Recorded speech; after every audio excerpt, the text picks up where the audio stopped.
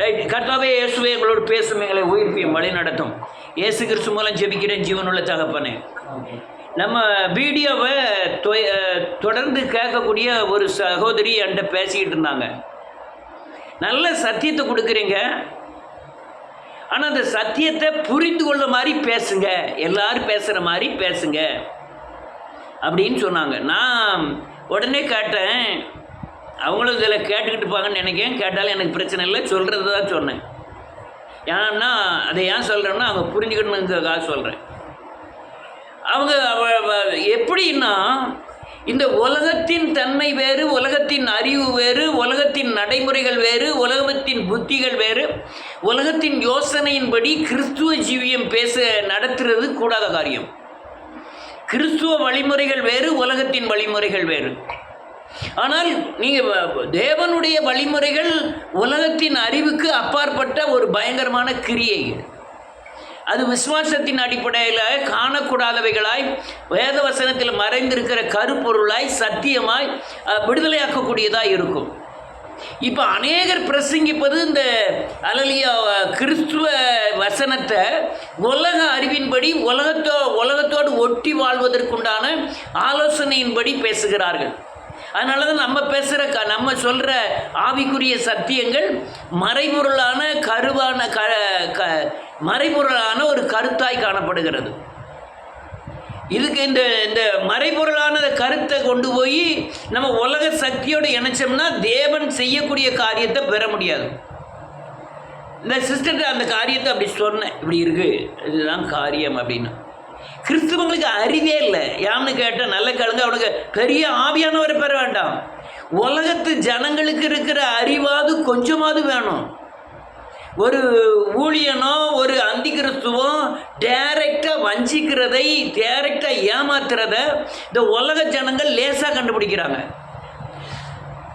கிறிஸ்துவ ஜனங்கள் அறிவில்லாமல் என்னுடைய பிள்ளைகள் சங்காரமாகிறார்கள். அறிவில்லாமல் அல்வியாய் கிறிஸ்துவ ஜனங்கள் சிறைப்பட்டு போகிறார்கள்.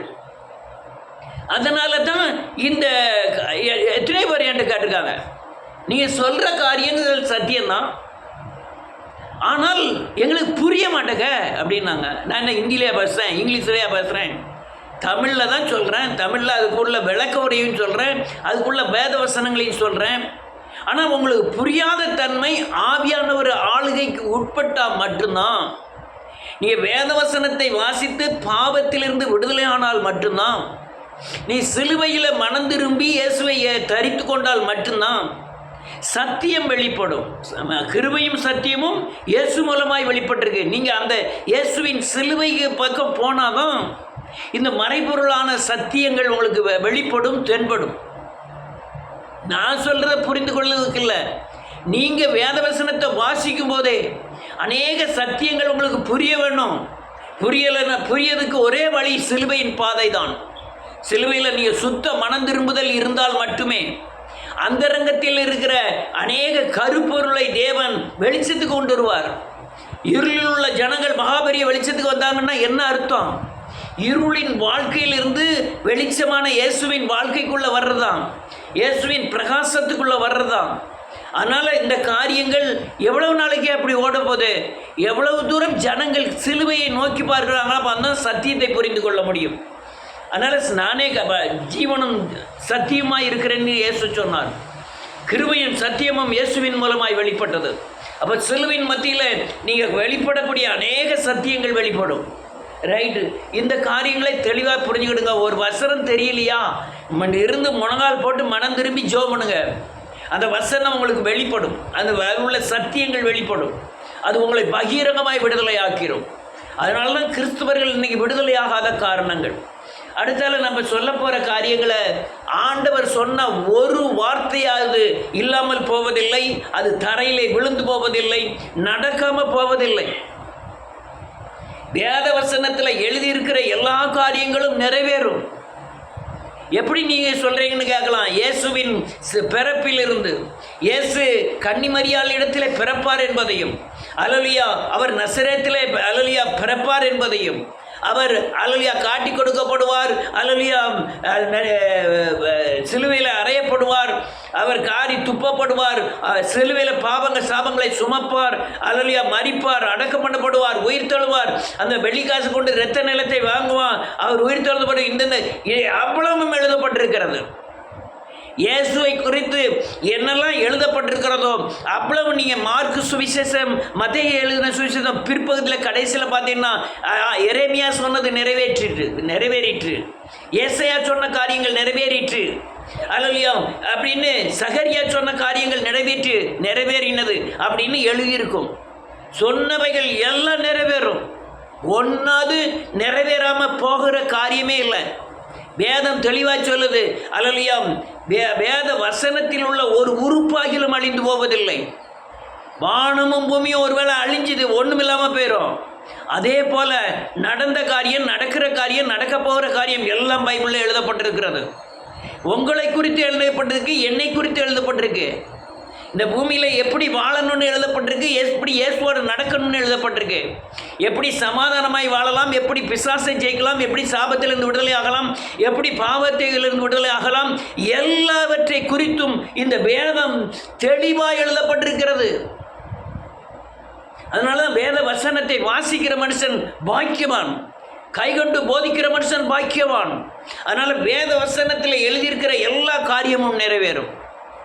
அதனால் இப்போ நான் சொல்கிறத நீங்கள் கேட்கணும். இயேசுவின் நாமத்தினை பழைய ஏற்பாட்டில் சொன்னதை எல்லாம் தேவன் செய்தார்.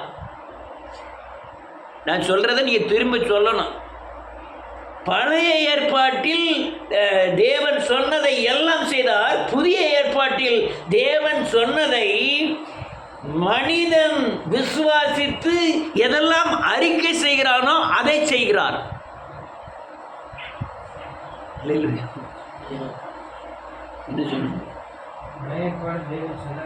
செஞ்சார்.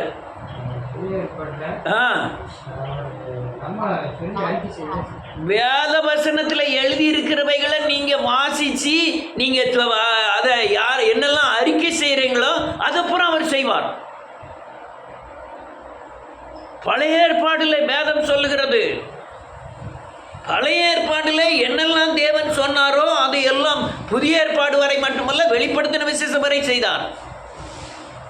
ஆனால் புதிய ஏற்பாடு வரும் பொழுதோ தேவன் சொன்ன ஒவ்வொரு காரியம் நீ விசுவாசித்து அறிக்கை செய்தால் உடனே செய்வார். வேதம் தெளிவாக சொல்லுது, விசுவாசிக்கிறவனுக்கு எல்லாம் கூடும். அதனால பழைய ஏற்பாடு காரியங்களை விசுவாசித்து புதிய ஏற்பாடில் அநேக கிரியை நடப்பித்தவர்கள் உண்டு. அதே போல் நீங்கள் புதிய ஏற்பாடு வந்த பிறகு புதிய ஏற்பாட்டில் பிறந்திருக்கிற நாம், இது கிருபையின் காலம், இதில் பிறந்திருக்கிற நாள். பழைய ஏற்பாடு நியாயப்பிரமாண புஸ்தகம், அது அல்லேலூயா அதில் எழுதியிருக்கிறது மாமிசத்துக்குரியவைகள், இந்த பூமிக்கு அடுத்த காரியங்கள். ஒரு அடையாளத்துக்கு ஒரு குறிப்பாக சொல்ல போனோம்னா, பெலிஸ்தரோட யுத்தம் நடந்தது, அமலேக்கியரோட யுத்தம் நடந்தது. யுத்தத்தில் கர்த்தர் முன்னின்று பலாயிரம் மக்களை வெட்டி சாய்ப்பதற்காக தேவன் அவர்களோடு இருந்தார். நீங்கள் பழைய ஏற்பாடில் பார்க்கும்போது தாவீது வெட்டி அவன் கை சலிக்க மட்டும் 80,000 பேர் வெட்டி போட்டான்னு வேதம் சொல்லுது. வெட்டி போட்டவன அவன் ஆலயம் கட்ட போகிற அவன் கை கரைப்படிந்திருக்கிறது, நீ கட்டக்கூடாது, அவன் மகனாகிய சாலமோன் கட்டுவானே அப்படின்னு சொன்னார். ஆனால் பழைய ஏற்பாடில் ஒரு மனிதனை கொல்லுவதற்கு, யுத்தம் செய்வதற்கு, கிறிஸ்துவ ஜனங்களுக்கு விரோதமாய் எழும்பினவர்களுக்கு தேவனே முன்னின்று யுத்தம் செய்தார். முதல் ராஜாவாகிய சவுல்கிட்ட சொன்ன அமலேக்கியர், என்னுடைய ஜனங்கள் எகிப்திலிருந்து வரும் பொழுது இந்த அமலேக்கியர் ரொம்ப சங்கடப்படுத்திட்டான், அதனால் அவன் வீட்டில் சுவரில் நீர் விடுகிற நாய் முதற்கொண்டு வச்சிருக்க கூடாது, எல்லாத்தையும் நாசம் பண்ணிடு, பிள்ளைகள் அல்லேலூயா பெண்கள் ஆண்கள் எல்லாத்தையும் வெட்டி சாய்ச்சிருன்னு யார் சொன்னா தெரியுமா? இரக்கமும் உருக்கமும் கிருபையும் நீதியும் உடைய தேவன். ஒரு மனிதனை கொல்வதற்கு, ஒரு தேசத்தை அழிப்பதற்கு இந்த கர்த்தராகிய தேவன் முன்னின்று யுத்தம் செய்தார். கோலியாத்தை வீழ்த்துவதற்கு முன்னின்று யுத்தம் செய்தார். யுத்தவாரனாகிய யோசுவா அநேக யுத்தங்களை பண்ணினான், தேவன் முன்னின்று யுத்தம் செய்தார். கிதியோன் யுத்தம் பண்ணினான், தேவன் முன்னின்று யுத்தம் பண்ணினார். தாவீது ராஜா பெரிய யுத்த வீரன், பல ராஜ்யங்களை ஜெயித்தான். அவர்களுக்கு எல்லாவற்றுக்கும் தாவீது அல்ல, தேவன் யுத்தம் செய்து அல்லேலூயா அநேக ஜனங்களை கொன்று குவித்தார்கள்.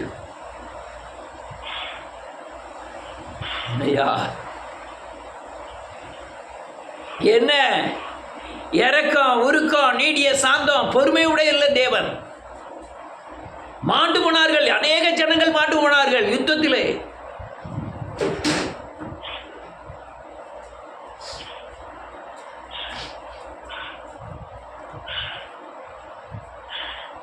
இங்கே போட்டுங்களேன், மாண்டு போனார்கள். ஆனால் நீங்க புதிய ஏற்பாடு வரும் பொழுதோ, அவன் பழைய ஏற்பாடுல ஒவ்வொரு ஆளும் யுத்தத்துக்கு வரும் பொழுது, அவர் யோசுவாவானாலும் சரி, தாவீதானாலும் சரி, மோசையானாலும் சரி, தேவனுடைய பாதத்திலிருந்து விழுந்து கலந்தார்கள். நீங்க இப்படி இப்படி யுத்தம் செய்ய வேண்டும், இப்படி போய் அவங்களெல்லாம் வெட்டி காலி பண்ணிருங்கன்னு ஆண்டவர் சொன்னார். ஆனால் புதிய ஏற்பாடு வரும் பொழுது அப்படி அல்ல. புதிய ஏற்பாடு வரும்போது ஆண்டவர் சொன்னார், அல்லேலூயா, மாம்சத்தோடும் இரத்தத்தோடும் அல்ல, வானமண்டலத்தின் பொல்லாத ஆவிகளோடு உங்களுக்கு போராட்டம் உண்டு என்று சொன்னார். அல்லேலூயா. ஒரு ரட்சிக்கப்படாத மனுஷனை குறித்து, பாவியை குறித்து அவர் இரக்கமுள்ளவராக இருந்தார். புதிய ஏற்பாடு வரும் பொழுது அல்லேலூயா, எல்லா யூதன் என்றும் இல்லை, கிரேக்கன் என்றும் இல்லை, மனிதனை மனிதனாக மதிக்க வேண்டும் என்று சொன்னார். அல்லேலூயா. எல்லா ஜாதி கிடையாது என்றார். ஒரு பழைய ஏற்பாட்டில் பல ஜாதிகள் பிரிக்கப்பட்டது. அல்லேலூயா. பல யூதன் என்றும், கிரேக்கன் என்றும், பெலிஸ்தர் என்றும், அல்லேலூயா, அமலேக்கியர் என்றும், மோவாபியர் என்றும் அல்லேலூயா பிரிக்கப்பட்டார்கள். ஆனால் புதிய ஏற்பாடு அப்படி காரியமே இல்லை. எல்லாம் ஒன்றாய் நினைத்து எல்லாருக்கும் ஒரே மாதிரி தான் தேவன் மரித்தேன் என்றார். இங்கே வந்தோடனே யூதன் என்றும் இல்லை, கிரேக்கன் என்றும் இல்லை, உள்ளத்தில் அல்லேலூயா விருத்த சேதனம் பண்ணினவனே அல்லேலூயா யூதன் என்று அழைக்கப்பட்டான் என்று வேதம் சொல்லுகிறது. இப்படிதான் தேவன் புதிய ஏற்பாடுகளை கிரியேட் செய்தார். நன்றியோடு கூட துதிக்கிற இந்த பழைய ஏற்பாடு காரியங்கள்ல அவர் சொன்ன எந்த காரியமும் விட்டு போகவில்லை. அல்லேலூயா. ஆகாப் குடும்பத்தை நீ அழித்து விடு என்று சொன்னார். அல்லேலூயா. யோசுவா மூலம் சொன்னார். அல்லேலூயா. நன்றியோடு கூட துதிக்கிறேன். அந்த எரியோவை கட்டுகிறவன் அஸ்திபாரம் போடும்போது தலைப்பிள்ளையும் அல்லேலூயா கட்டி முடிக்கும்போது கடைக்குட்டி பிள்ளையும் சாவார்கள் என்று சொன்னார். அவன் சொன்னபடியே இங்கே ஆயிற்று. எலியா சொன்னபடியே ஆயிற்று. ஆனால் ஒவ்வொரு காரியங்களும் ஆபிரகாம் சொன்னார், உன்னுடைய ஜனங்கள் அல்லேலூயா குழந்தையே இல்லாத போது உன் சந்ததி பெருகும், உங்கள் சந்ததி எகிப்தில் போய் 400 வருஷம் இருக்கும், அதுக்கப்புறம் திரும்பி வருவார்கள், வெள்ளியோடும் பொன்னோடும் பொன்னுடைமைகளோடும் வருவார்கள் என்று பல வருடங்களுக்கு முன்பு பிறகு நடக்கக்கூடிய காரியத்தை சொன்னார். அப்படியே மோசே மூலமாய் செய்தார். அவர் சொன்ன ஒரு வார்த்தையாகிலும் தரையிலே விழுந்து போகவில்லை. அப்படிதான் வேதம் சொல்லுகிறது. ஒரு வசனத்தை வாசிப்போம். 1 சாமுவேலின் புத்தகம் 3வது அதிகாரம் 19வது வசனம்.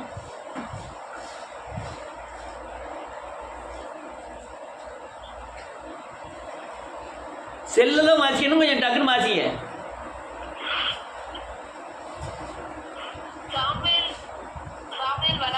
ஆமென், ஆமென்.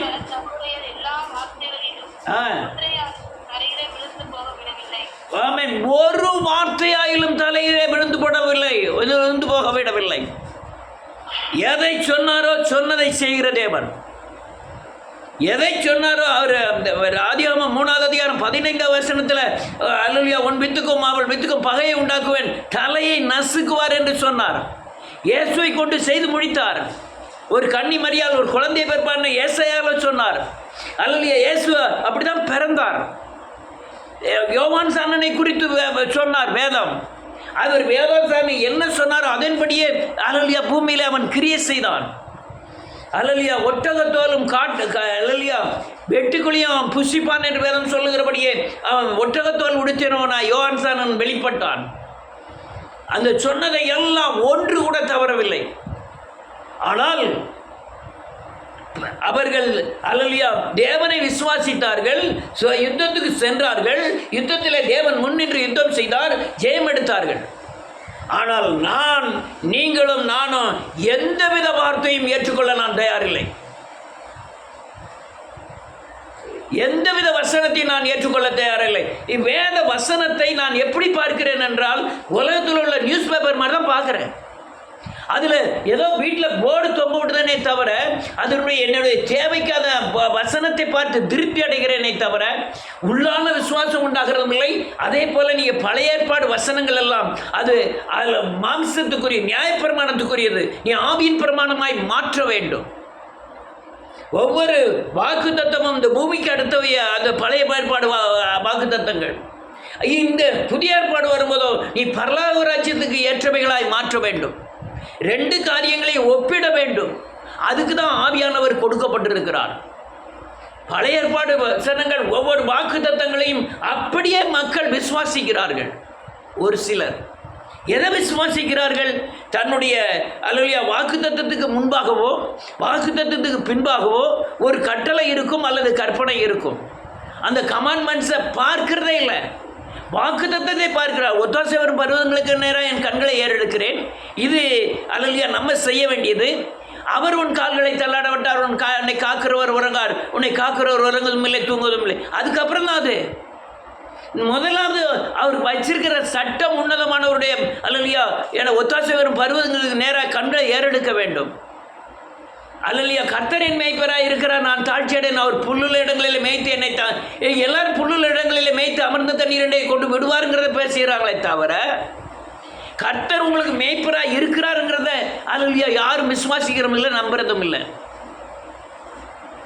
அதனால் அந்த கடைசி காலங்களிலே தேவனுடைய ராஜ்யத்துக்கென்று புறப்பட்டு வந்திருக்கிற நாம் வேதவசனத்தை சார்ந்து வாழ, வேதவசனத்தில் வாழ்க்கை அமைக்க, வேதவசனத்தை பின்பற்றுகிறவர்களாக இருந்தால் மட்டுமே வேதவசனத்தில் உள்ள ஆசீர்வாத கிரியைகளும் உங்களுக்கு வெளிப்படும். ஏன் அப்படி கிறிஸ்துவ ஜனங்களுக்கு அறிவே இல்லைன்னு சொன்ன காரணம், நான் தேவனை பின்பற்ற மாட்டேன், வேத கோயிலுக்கு போக மாட்டேன், எனக்கு மண்டடி சுகமாயிடணும், காய்ச்சல் சுகமாயிடணும், எனக்கு எல்லா ஆசீர்வாதமும் வந்துடணும். எவ்வளவு பெரிய தேவ துரோகங்கள், வெளிப்புறமான பக்தியின் வேஷங்கள், வெளிப்புறமாய் நான் உண்மையாக இருக்கிறது போல நடிப்புகள். தேவன் முகத்தை பார்க்கிறவர் அல்ல, அவர் இருதயத்தை பார்க்கிற தேவன். அந்தரங்கத்தில் பார்க்கிற பிதா வெளியரங்கமாய் பலன் அளிப்பாராம். ஆனால் பழைய ஏற்பாடுல வாக்கு தத்தங்களை விரும்புகிற நீ கட்டளையை ஏன் ஏற்றுக்கொள்வதில்லை, கற்பனைகளை ஏன் ஏற்றுக்கொள்வதில்லை? சொன்னபடி கண்டிப்பாக செய்வார். அதனால் நீ முதல்ல வைத்திருக்கிற கற்பனைகளை ஏற்றுக்கொள்ள வேண்டும். உன்னதமானவருடைய மரபில் இருந்தால் தான் சர்வ வல்லவருடைய நிலையில் தங்குவாய். உன்னதமானவர் தேவன், நீங்கள் அவர் உங்களை ஆசீர்வதிக்க முடியாது, அவருடைய பலத்த கரத்திற்குள் அடங்கியிருங்கள் சொல்லுது வேதம். உன்னதமானவருடைய மரபில் இருக்கணும், சர்வ வல்லவருடைய நிழலில் தங்கணும். அப்போ தான் நீ என் கோட்டை, என் தேவன், நான் நம்பி இருக்கிறவர் என்று சொல்லுவேன். அவர் வேடனுடைய கண்ணிக்கும் பாலாக்கும் கொள்ளை நோய்க்கும் உன்னை தப்புவிக்குப்பார். நான் தேவனுக்காய் ஒரு அடி கூட எடுத்து வைக்க மாட்டேன். ஆனால் தேவன் என்னைக்கு சுமக்கணும், காக்கணும், எனக்கு வேலைக்கார மாதிரி நடக்கணும்னு அநேக துரோகிகள் நினைக்கிறாங்க. தேவனுக்காய் அவமானப்பட ரெடி இல்லை, தேவனுக்காய் பிரயாசப்பட ரெடி இல்லை, தேவனுக்காய் ஓட ரெடி இல்லை. ஆனால் தேவன் எனக்கு எல்லாம் செஞ்சிடணும். ஆனால் வேதம் தெளிவாக சொல்லுகிறது, ஒரு வார்த்தையாகிலும் விழுந்து போவதில்லை, சொன்ன யாவை நிறைவேற்றுவார். ஆனால் முன்ன கற்பனை கட்டளை எல்லாம் வச்சிருக்கிறார். நீங்கள் உபாகமம் 28வது அதிகாரம், லேவியாரமம் 26வது அதிகாரத்திலாம் இந்த கற்பனை கட்டளையை கைகொள்ளாதவர்களுக்கு எவ்வளோ பெரிய சாபங்கள் வரும்னு எழுதியிருக்கு. இந்த புஸ்தகத்தில் எழுதியிருக்கிற எல்லா சாபமும் அவர்கள் தலையில் வந்து முடியும்னு எழுதியிருக்கு வேதத்தில். அதனால் நன்றியோடு கூட துதிக்கிறேன். நீங்கள் கைகொள்ள வேண்டும் வசனத்தை, கற்பனையை, கட்டளையை, வேத வசனங்களை கைகொள்ள வேண்டும். ஆனால் புதிய ஏற்பாடு வரும்பொழுதோ நீங்கள் அந்த கைகொள்வது மட்டுமல்ல, வேதம் தெளிவாக சொல்லுது, விசுவாசித்து நீங்கள் அறிக்கை செய்யணும். புதிய ஏற்பாடு வேத வசனங்கள் நிறைவேறும் சொல்லி விசுவாசித்து அறிக்கை செய்ய வேண்டும். அநேகர் நம்பிக்கை அறிக்கை என்று சொல்லுகிறார்கள். அர்ப்பணிப்பு இல்லாமல், தேவனை பின்பற்றாமல், எனக்கு எல்லா காரியமும் நடந்திருக்குங்க, நடந்து விடுவோம்னு நினைக்கிற எவ்வளோ பெரிய முட்டாள்தனங்கள், எவ்வளோ பெரிய முட்டாள்தனங்கள். ஒரு புறஜாதியில் பிறந்தவன் இங்கேருந்து நடந்தே போகிறாவியா பல கிலோமீட்டர் அவன் கோயிலுக்கு. மாத கணக்கில் விரதம் இருக்கான். ஒவ்வொருத்தன் எச்சியை முழுங்காமல் விரதம் இருக்கான். அல்லையா, காவி வேட்டி உடுத்தி தரையிலே உருண்டே போகிறவங்களும் இருக்கிறாங்க. பல மாதங்கள் நான் செருப்பே போட மாட்டேன்னு இருக்கவங்க இருக்காங்க. அருவாள் மேலே நடக்கிறவங்க இருக்காங்க. ஆணி செருப்பு போட்டு நடக்கிறவங்க இருக்கிறாங்க. அல்லையா, குடும்பம் பொண்டாட்டி பிள்ளையெல்லாம் விட்டுட்டு தனியாக ஒரே ஒரு தடை மாத்திரம் சாப்பிட்டுட்டு விரதம் இருக்கக்கூடியவங்க ரொம்ப பேர் இருக்கிறாங்க. ஆனால் கிறிஸ்துவத்தில் எதுவுமே நான் செய்ய மாட்டேன். ஆனால் தேவன் எனக்கு அடிமையாக இருக்கணும், தேவன் என்னை பாதுகாக்கணும், நான் வேதவசனத்தை கை கொள்ள மாட்டேன் அப்படின்னு இருக்கிற எத்தனை பேர் இருக்கிறாங்க வேதத்தில். திரும்ப சொல்கிறேன், நான் சொன்னதை செய்யும் மூலம் உன்னை கைவிடுவதில்லைன்னு ஆபிரகாமோடு சொன்னார். அதே வார்த்தை தான் யாக்கோபோடையும் சொன்னார், நான் உனக்கு சொன்னதை செய்யும் மூலம் உன்னை கைவிடுவதில்லை. அவர் என்ன வேதத்தில் சொல்லியிருக்கிறாரோ அது நிறைவேறியே தீரும். நான் அவ்வளோ தூரம் ஓட காரணம் எதையும் நம்பாமல், பணம் அல்ல ஊழியம் அல்ல, விசுவாசம் தான் ஊழியம். என்னைக்கு பணத்தை மையமாக வைத்து ஒருத்தன் ஊழியம் செய்கிறானோ அவன் பிசாசுக்கு ஊழியம் செய்கிறான். ரெண்டாவது எஜமானாகிய பிசாசுக்கு ஊழியம் செய்கிறான். பணத்தை கொண்டு ஊழியம் செய்கிற யாரும் பரலோகத்துக்கு ஊழியம் செய்வதில்லை. விசுவாசத்தை கொண்டு ஊழியம் செய்கிறவன் உலகத்தை ஜெயித்து ஊழியம் செய்வான். விசுவாசிக்கிறவனுக்கு எல்லாம் கூடும். அதனால் நீ வேதத்தில் எந்த இயேசுவையோ அல்லது எந்த சீசரையோ எடுத்துக்கொள்ளுங்க, ஒருத்தராவது பணத்தை மையமாய் வைத்து ஊழியம் செய்யவில்லை. அங்கொன்றுமா நீ பணப்பையின்னு எழுதியிருக்கு, அங்கே எழுதியிருக்கு பார்த்தியா, இங்கே எழுதியிருக்கு பார்த்தியான்னு தன்னை சப்ப கட்டி தன்னை தேற்றி கொள்ளுகிறார்கள். அல்லையா, பணம் தேவை அவ்வளோதான். ஆனால் பணம் எல்லாவற்றிற்கும் உதவும் அவ்வளோதான். ஆனால் பணத்தை வைத்து ஊழியம் அல்ல, பணத்தை வைத்து உன் வாழ்க்கை அல்ல, பணத்தை வைத்து உன் வீட்டு திருமணம் அல்ல, பணத்தை வைத்து உன் வீடு அல்ல. எல்லாமே அல்லது பழைய ஏற்பாடு சொல்கிறோம், உன் கையிட்டு பிரயாசத்தில் ஆசீர்வதிப்பேன், உன் கை வசையினால சம்பாத்தியம் பண்ணு நினைக்க, அது பழைய ஏற்பாடு. புதிய ஏற்பாடு விசுவாசத்தின் அறிக்கை. நீ விசுவாசித்து என்ன அறிக்கை பண்ணுறையோ அது நிறைவேறும். அல்லையா, அது கண்டிப்பான காட்டு என்னது காட்டு புஷ்பங்களை நோக்கிப்பார்கள், அது விதைப்பதும் இல்லை நூற்பதும் இல்லை. காகங்களை நோக்கிப்பார்கள், அது பண்டகசாலையிலே சேர்த்து வைப்பதும் இல்லை. அப்படிலாம் சொல்ல காரணம் என்ன? அவைகள் உணவுக்காகவும் இந்த உடுக்கைக்காகவும் நீங்கள் அலைகிறது என்ன? முதலாவது தேவனுடைய ராஜ்யத்தையும் நீதியும் தேடுங்கள், சகலமும் உங்களுக்கு கூட கொடுக்கப்படும் என்று ஆண்டவர் சொன்னார். அப்போ இந்த புதிய ஏற்பாடு வரும்பொழுது அல்லையா, இப்போ இருக்கிற பிரசங்கங்கள் எல்லாமே தேவன் பணக்காரர் ஆக்கிறாருன்னு தான் பிரசங்கமே தவிர இயேசு அது பணக்காரர் ஆக்கும்படியாக வரல. பாவிகளை ரட்சிக்க கிறிஸ்து உலகத்திலே வந்தார். பணம் செய்யாததை விசுவாசம் செய்யும், பணம் செய்யாத அநேக காரியத்தை விசுவாசம் செய்யும். நீ இப்போ வாழுகிற அநேக கிறிஸ்துவருடைய வாழ்க்கை கிறிஸ்துவ அல்லையா புதிய ஏற்பாடின் ஆவியானவர் நடத்துதலும்படியான வாழ்க்கை அல்ல. அப்படிலாம் பேசினா அநேகர் கேட்பதற்கு அல்லையா யாரும் விரும்ப மாட்டாங்க. ஆனால் சத்தியம் அதுதான். புதிய ஏற்பாடு கிறிஸ்துவர்கள் அல்ல, இப்போ புதிய ஏற்பாடில் வாழ்கிற பழைய ஏற்பாடு கிறிஸ்தவர்கள். நான் செல்வ சீமனாக இருக்க வேண்டும் அப்படின்னு சொல்லி வாழ்கிறவர்கள் இல்லை. நான் தரித்திரனாக இருக்கும்போதே ஐஸ்வர்யனாக இருக்கிறேன். நான் அல்லையா வேதம் சொல்லுது, ஒன்றும் இல்லாத இருந்தும் நாம் எல்லாம் உடையவனாக இருக்கிறேன். இதுதான் சத்தியங்கள். அதனால் அல்லையா பணம் செய்யாத, உன் அறிவு செய்யாத, இந்த உலகத்தின் மாம்ச பலன் செய்யாத அநேக காரியங்களை தேவன் மேலே வைக்கிற விசுவாசம் உங்களுக்கு செய்யும். அதனால் இந்த புதிய ஏற்பாடு வரும் பொழுதோ தேவன் சொன்ன அநேக காரியங்களை அவர் கற்பனை கட்டளையில் கைக்கொண்டு அவரை விசுவாசிக்க வேண்டும். வேத வசனத்தை விசுவாசிக்க வேண்டும். விசுவாசிக்கிறவனுக்கு தான் எல்லாம் கூடும். பழைய ஏற்பாடு காரியங்கள் வேலை. பழைய ஏற்பாடில் தேவன் ஆசீர்வதித்த விதங்கள் வேறு, பழைய ஏற்பாடில் பாதுகாத்து வந்த விதங்கள் வேறு. அது ஏன்னா கானான் தேசத்தில் உலகத்தில் உள்ளவர்களுக்கு செல்வதற்காக. புதிய ஏற்பாடு அப்படி அல்ல. ஆனால் புதிய ஏற்பாடு நீங்கள் கானான் தேசம் போக போகிறதில்லை, நீங்கள் போகக்கூடியது பரலோக ராஜ்யம். பரலோக ராஜ்யம் போவதற்கு நீ இயேசுவை போல மாறி இருக்க வேண்டும். பரலோக ராஜ்யம் போவதற்கு இயேசுவின் மேல் இருந்த மகிமை உன் மேல் காணப்பட வேண்டும். அல்லையா, பரலோக ராஜ்யம் செல்வதற்கு நீங்கள் எல்லா பிசாசையும் ஜெயித்திருக்க வேண்டும். முழுவதுமாய் சாபத்திலிருந்து விடுதலையாக இருக்க வேண்டும், பாவ பிடியிலிருந்து விடுதலையாக இருக்க வேண்டும். அப்போ தான் நீ பரலோக ராஜ்யமே செல்ல முடியும். இது பூமியில் சுகமுகமாய் வாழ்வதற்கு இயேசு வரல. அப்படி யாரும் சீசர்கள்லாம் எனக்கு இவ்வளோ பணம் தந்துடும், வீட்டை தந்துடும், காட்டை தந்துடும்னு எந்த சீசரும் கேட்டதில்லை. ஆனால் மாறாக அவங்க பூமியிலேயே பரலோகத்தின் வாழ்க்கையை பூமியிலே வாழ்ந்தார்கள்.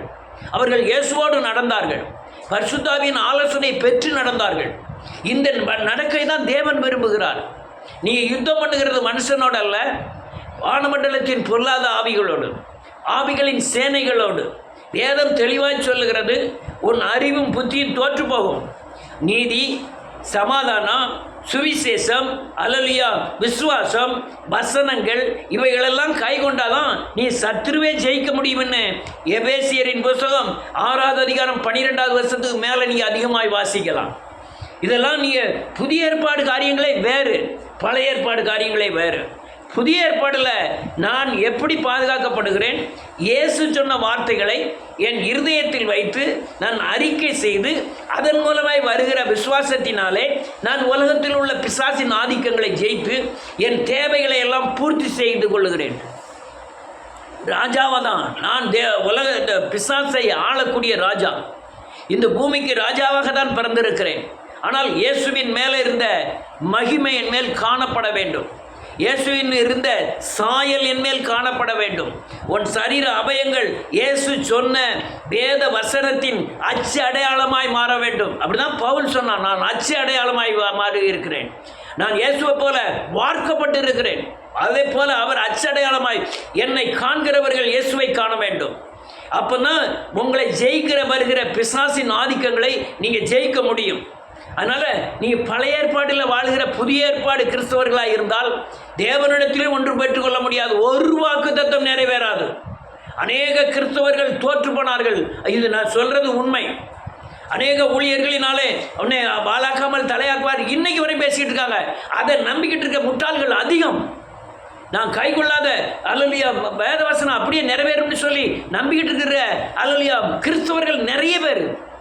அவர்கள் இருக்கிறதுனால தான் இந்த ஏமாற்று கிறிஸ்துவ ஊழியர்கள் அவர்களை ஏமாற்றி அல்லேலூயா இவர்களும் நரகத்துக்கு போகிறாங்க, இவங்களும் நரகத்துக்கு போகிறாங்க. விசுவாசத்தின் பாதை ஒன்றுதான் அறிக்கையில் அல்லேலூயா சோத்திரம் அறிக்கை செய்து பெற்றுக்கொள்ள முடியும். அதனால் அநேக அது ரொம்ப வேதனையான காரியம். நீங்கள் அல்லேலூயா டிவியை திறந்தீங்கன்னா கர்த்தர் உன்னை ஆசீர்வதிப்பார். உன்னை மாத வாக்கு தத்தங்கள், வார வாக்கு தத்தங்கள், தின வாக்கு தத்தங்கள், வாக்கு தத்தங்களை அனுப்பி அனுப்பி பணங்களை வாங்கி குமிக்கிறாங்க இயேசுவின் நாமத்தினாலே. அந்த பணமும் அவர்களும் நாசமாய் போகக்கூடாதுன்ட்டு அல்லேலூயா அப்போஸ்தலர் நடவடிக்கைகளின் புத்தகம் 8வது அதிகாரத்தில் எழுதியிருக்கு.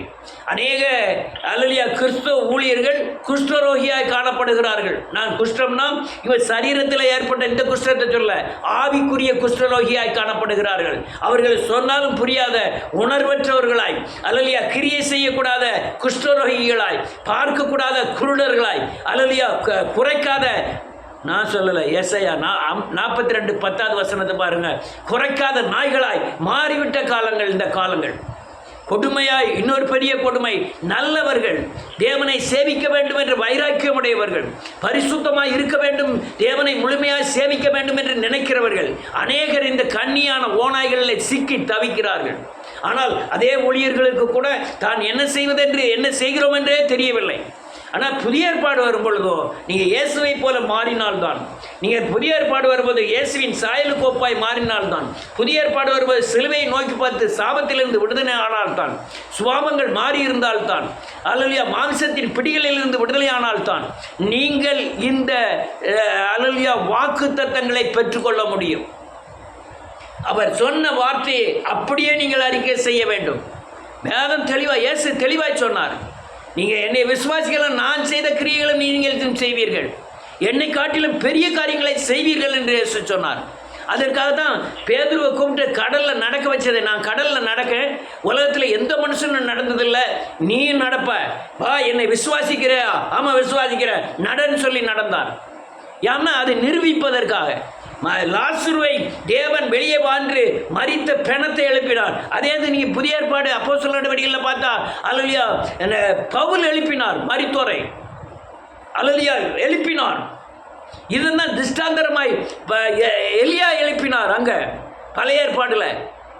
அப்படி அல்லேலூயா ஒவ்வொரு காரியமும் எல்லாம் அங்கங்கே திஷ்டாந்தரமாய் வைக்கப்பட்டிருக்கிறது. அதனால் இதெல்லாம் மனுஷன் செய்திராத காரியங்கள். எப்படி நடந்தது? தேவ வார்த்தையை விசுவாசித்து அவன் அறிக்கை செய்ததினாலே. நீரே ஆனால் நான் நடந்து வருவேன்னு சொல்லி நடந்து வந்தான். எல்லாரும் என்ன நினைக்கிறாங்க, வேதத்தில் எழுதியிருக்கிற தாற்பயங்கள் காரியங்கள் எல்லாமே சும்மா வாசிச்சுட்டு இருதயத்தில் கிளுகிழுப்பு உண்டாக்கணும்னு நினைக்கிறாங்க. இல்லை, எல்லாமே நடைமுறைப்படுத்துவதற்காக. அல்லேலூயா. என் வேதத்தில் ஒரு உறுப்பாய்களும் விழுந்து போவதில்லை. நான் சொன்னவைகளில் எந்த வார்த்தையும் விழுந்து போவதில்லை. அது அப்படியே நிறைவேறும். ஆனால் மாற்றம் கொஞ்சம் உண்டு. என்ன மாற்றம்? பழைய ஏற்பாடு காரியங்கள் வேறு, புதிய ஏற்பாடு காரியங்கள் வேறு. பழைய ஏற்பாடில் சொன்னவைகளை எல்லாம் நிறைவேற்றினால், புதிய ஏற்பாடில் அவர் சொன்னவைகளை நீங்கள் வாயில் வைத்து இருதயத்தில் வைத்து அறிக்கை செய்தும் கொள்ளும்போது தான் அது நிறைவேறும். ஒரு வசனத்தை வாசிப்போம். கொஞ்சம் வேகமாக வாசிக்கணும். நான் முடிக்க போகிறேன். டயம் ஆகிட்டு 30 நிமிஷம் ஆகிட்டு. யோவான் எழுதின சுவிசேஷம் 15வது அதிகாரம் 7வது வசனம்.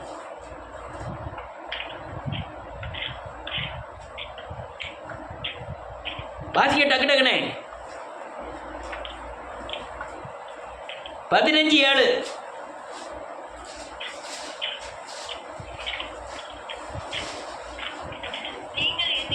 நீங்கள் என்னிலும் என் வார்த்தைகள் உங்களிலும் நிலைத்திருந்தால், ஆமென், நீங்கள் கேட்டுக்கொள்வது எதுவோ உங்களுக்கு செய்யப்படும். வேதம் தெளிவாக சொல்லுது, நான் உனக்குள்ள இருக்கணும், நீ எனக்குள்ள இருக்கணும். அப்படி இருந்துக்கிட்டு நான் சொன்ன வார்த்தையை நீ விசுவாசிச்சு நீ இருதயத்திலேருந்து நீ எதை காட்டியா அது தருவேன். பழைய ஏற்பாடு அப்படி கிடையாது.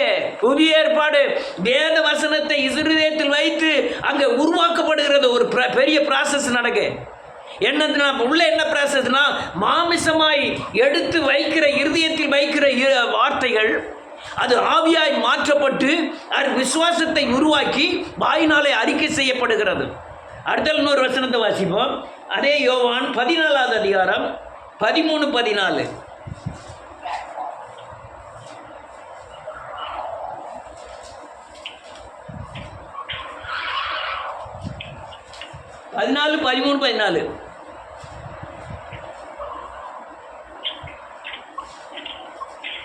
வாசிங்க. ரைட்டு. நீங்கள் என் நாமத்தினாலே எதை கேட்பீர்களோ குமாரனில் பிதா மகிமைப்படும்படியாக அதை செய்வேன். ஆமென். அதை தெளிவா சொல்லுது வேதம். நீ எதை கேட்டாலும் சரி, எழுதி இருக்கிறவைகள் எதை கேட்டாலும் சரி, சத்தியத்துக்கு உட்பட்டவைகள், எதை கேட்டாலும் தேவ சித்தத்துக்கு உட்பட்டவைகள், எதை கேட்டாலும் நான் செய்வேன். என்னால் செய்யக்கூடாத காரியம் ஒன்று உண்டோ? ஆண்டவர் கேட்கிறார், என்னால் செய்யக்கூடாத காரியம் ஒன்று உண்டோ? அவர் செயல்களிலே மகத்துவமானவர் வேதம் சொல்லுகிறது. இன்னும் நீங்க தாவீதை விட்டு வெளியே வாங்க. புத்திர சுகாரத்தின் ஆவியை பெற்றிருக்கிறோம். ஏன்னா தேவ பிதா அவருக்குரிய சுதந்திரம் நமக்கு கொடுக்கப்பட்டிருக்கிறது. அவர் வார்த்தையை அப்படியே இருதயத்தில் வைத்து அதை உருவாக்கப்பட்டு வாயிலிருந்து விசுவாச வார்த்தையாய் வெளிப்பட வேண்டும். இப்போ நான் வரும்போது ஜெபம் பண்ணும்போது எனக்கு இருதயத்தில் வைத்த காரியங்கள் நிறைய. இவ்வளவு நாள் நம்ம ஓடின ஓட்டங்கள்லாம் ரொம்ப பிரயாசங்கள். பெரிய பெரிய ஆட்களை கர்த்தர் ரட்சிக்க போகிறார். சினிமா நடிகர்கள், அல்லலியா ஜாதி தலைவர்கள், மத தலைவர்கள், பெரிய பெரிய வேசிகள், அல்லலியா விபச்சாரிகள், குடிகாரர்கள், இவரெல்லாம் தேவன் சந்திக்க போகிறார். எதுக்கு இவ்வளவு நாள் கழித்துனா அதை விசுவாசிக்கிறதுக்கு தான் இவ்வளவு நாளாக இருக்கு. தேவன் சந்திக்க போகிறாருங்கிறத விசுவாசிக்கிறதுக்கு. இன்னொரு வசனத்தை வாசிப்போம். இயேசுவின் நாமத்தினால். மார்க் எழுதின சுவிசேஷம் 11வது அதிகாரம்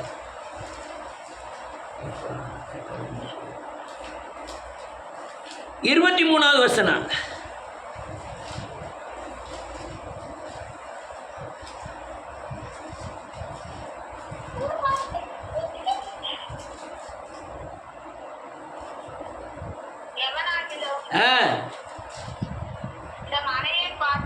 எவனாகிலும் இந்த மலையை பார்த்து பெயர்ந்து சொல்லி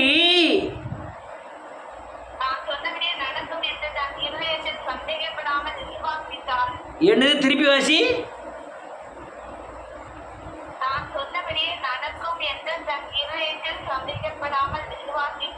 இன்னொரு தடவை வாசி.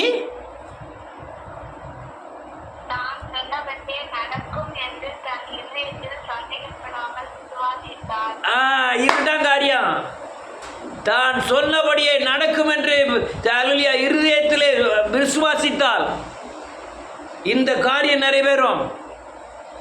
தேவன் செய்வார். நான் எப்பவுமே இந்த ஊழியத்தில் வேண்டாம்னு தூக்கி போட்டு போயிருப்பேன். என்னை விசுவாசத்தில் பலப்படுத்துறது தான் பல வருஷங்கள்.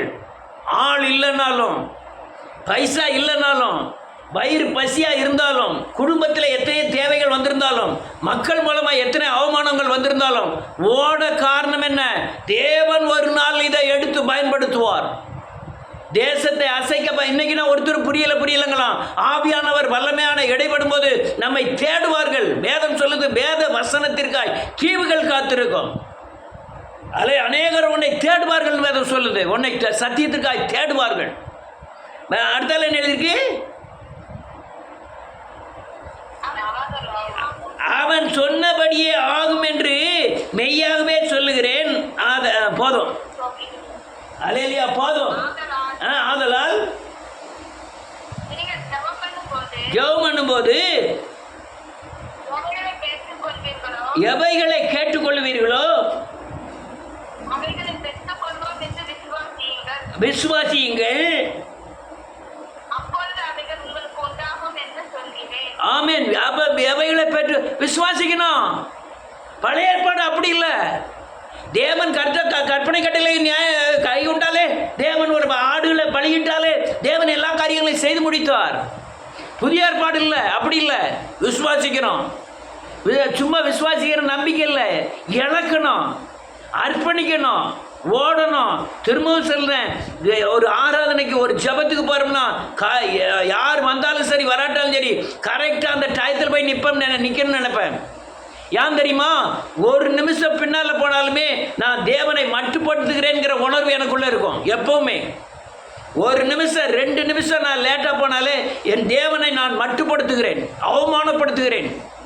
ஒரு பெரிய கலெக்டர் அப்படி பார்க்க போவோமா?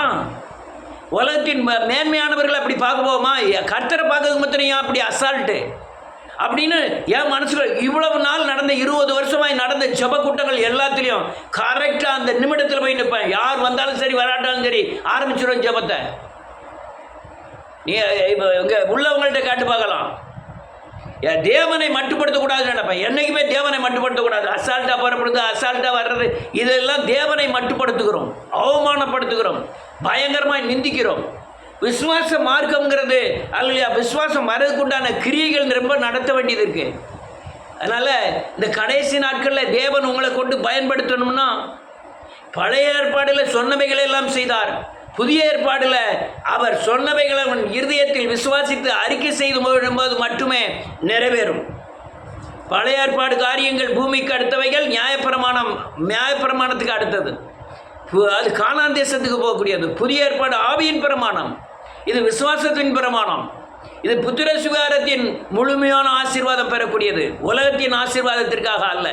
நான் ஒரே ஒரு அர்த்தமத்தை சொல்லி முடிச்சிட்டேன். உலகத்தில் எல்லாமே அநேக கிறிஸ்தவர்கள் இப்படி அநேக ஊழியர்கள் ஆசீர்வதிக்கிறார்னு சொல்லி கேட்டு ஏமாந்து இப்போ எந்த ஊழியர்களும் சரியில்லைங்கிற நிலைமைக்கு வந்துட்டாங்க. இந்த சத்தியங்கள் வெளிப்படும் போது பகிரங்கமாய் அநேகர் தொடப்படுவார்கள்.